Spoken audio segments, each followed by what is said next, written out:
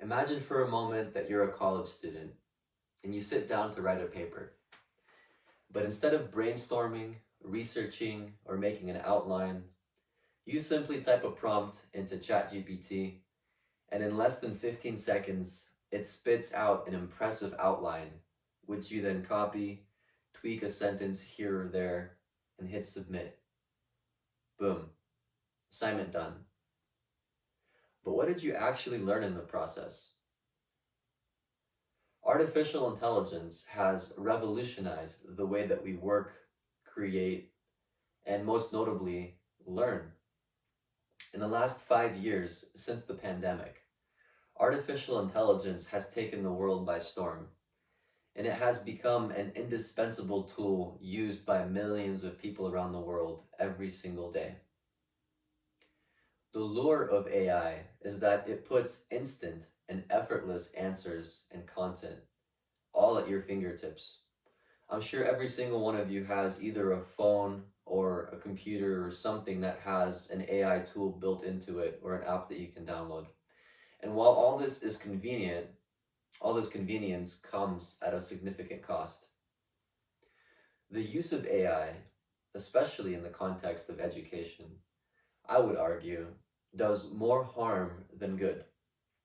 And this is because it essentially undermines a person's ability to reason and think critically.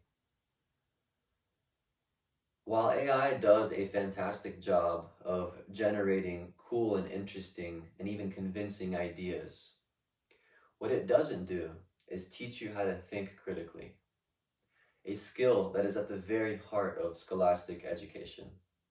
Oftentimes, people think that school is about learning things, but school is also about teaching you how to think and how to reason critically. The late Apple founder Steve Jobs once famously described computers as a bicycle for the mind. A bicycle is a machine that is supposed to save you time and energy by taking you from one point to another much more quickly than you would be able to do so by walking. And so something that normally takes more effort is now not so difficult anymore. It's effortless, you might say. And one would argue, well, what's wrong with that if I can save time and effort and do something more efficiently? Isn't that the whole point of innovation? Is to find new ways of doing something much more quickly, productively, efficiently than before? Sure, that is reasonable. And while I'm all for saving time and getting out of unnecessary work or mundane tasks, there is something about AI that makes it different and more dangerous than simply being a means of saving time and energy. I'd like to go a little bit deeper. Last year, in 2024, there was a survey done by intelligent.com which showed that 4 out of 10 college students actively use ChatGPT to complete their class assignments. Some of them say that they use it to help them brainstorm or refine ideas that they already have, while others admitted that they rely on it heavily to generate entire essays or to solve complex math problems that they should be learning to solve on their own. And so many of these students are becoming increasingly developed or increasingly dependent on AI to help them complete academic tasks. This type of convenience, it reduces the incentive for a person to wrestle with complex ideas. And one may argue that they understand this idea or these concepts that they're being taught, and that they're just simply trying to save themselves the time and hassle of having to type out and formulate what they already know. And that sounds reasonable, but what they don't realize is that they are getting out of a, so to speak, mental workout, and they're choosing to sit on the bench and observe someone else do the work for them.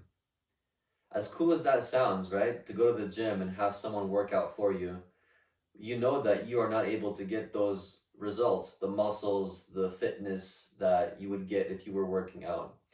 And psychologists, they argue that people struggle to develop deeper understandings of this information because whenever you do, your brain creates new cognitive pathways.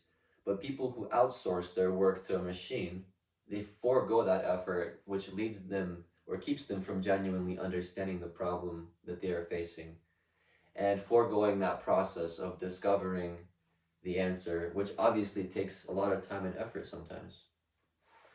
And so over time, over prolonged time of using AI, this reliance on shortcuts fosters surface level comprehension rather than a deep mastery. And so these people are left with no meaningful growth or understanding of the subject matter. And so my first point is that AI tools, they encourage over reliance, which inhibits independent problem solving skills. My second point is that AI shortcuts the learning process by replacing engagement with automation. People are no longer engaging with the things that the questions or problems that they have. They are just now outsourcing all of the thinking, all the processing to a machine. Learning is an active process and should never be a passive download. It's not like something that we can go and just acquire and say, boom, I understand it. And in an age when most everything happens, or we can get almost anything with little to no effort at breakneck speeds, there are still a few things in life that take time and effort in order for us to grow and develop into a healthy and capable individual. Learning and thinking critically is one of those things that you just cannot rush. It takes time. Critical thinking skills involve analysis, synthesis, and evaluation, not just the simple retrieving of information. In their study, The Pen is Mightier Than the Keyboard, Pam Mueller and Daniel Oppenheimer found that students who took notes by hand performed significantly better on conceptual questions than those students who used their laptops for note-taking in class. They found that handwriting encourages summarization and conceptual processing for the individual. They found that people who use their own words and come up with creative ways of remembering the ideas that the professor or person presenting the lecture is giving has enabled them to understand the topic more clearly than those who type the notes, often just quoting verbatim, which is easier, but it's a shallow approach to learning and it doesn't help in long-term retention or understanding of the subject matter.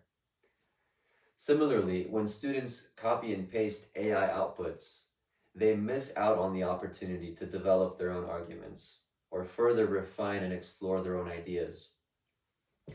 Ruben Binz, a scholar, explains in his article, The Problem with AI Feedback Loops, that over-reliance on AI leads to generic pattern-based responses, which can also reinforce existing biases in both thought and content, which essentially limits an individual's ability to formulate original and independent thoughts.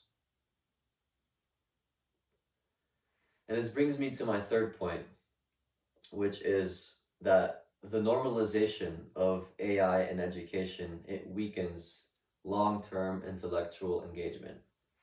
And this is a claim of policy. The overuse of AI can diminish an individual's interest in learning. Have you ever been bored in class? Have you ever been not engaged in a certain subject matter? Well, now multiply that because you're no longer thinking, but you're using AI to do the thinking for you. And so Charlotte Dignath and her colleagues, in an article that she wrote, found that academic success is closely tied to an individual's ability to plan, monitor, and evaluate the learning process. These skills are not cultivated when a person has AI tools to do the thinking for them. Whenever assignments feel like boxes that we are checking with the help of automation, intrinsic motivation fades. The thrill of learning, discovering, and debating and developing is now dulled. In order to counter this, I believe that institutions need to reassert the value of learning, or sorry, to reassert the value of the learning process over the final product. Because we're often asked to present something, to give a essay, but if we put a bigger emphasis on the process, I think that would be much more helpful. Teachers should adapt to these new times by designing assignments that encourage reasoning, exploration, and discussion, and not just submitting a polished deliverable. Clear policies on responsible AI use, as well as classroom engagement and in-person discussions, which would help the people as well as the individual create and cultivate and challenge new ideas. This can also help preserve critical thinking as a central education skill. Teachers, teachers should ask students how they arrived at their answer and to see if they can retrace the steps in the process. The ability for a student to think clearly and critically should be the ultimate goal, and the correct answer will come naturally. If they're able to understand how to arrive at the problem's answer, then I think the answer will just happen as a result. And in conclusion, I want to say that we all want shortcuts. We all love to save time, but when it comes to learning, there can be no shortcuts. Otherwise, one can very quickly find themselves unable to think and reason on their own. AI may be good at generating text, solving problems, and even mimicking analysis, but it cannot replace the intellectual effort your brain needs to exert in the process of problem solving. It also cannot be creative for you. It can give you some creative solutions, but it does not involve your own ability to be creative in the process of learning. As students and future thinkers and problem solvers, we owe it to ourselves and our future to protect one of the most vital skills that we have, and that is the ability to think critically. Because once we hand over the skill to a machine, we may never get it back. Thank you for joining me for this talk. I hope you enjoyed it.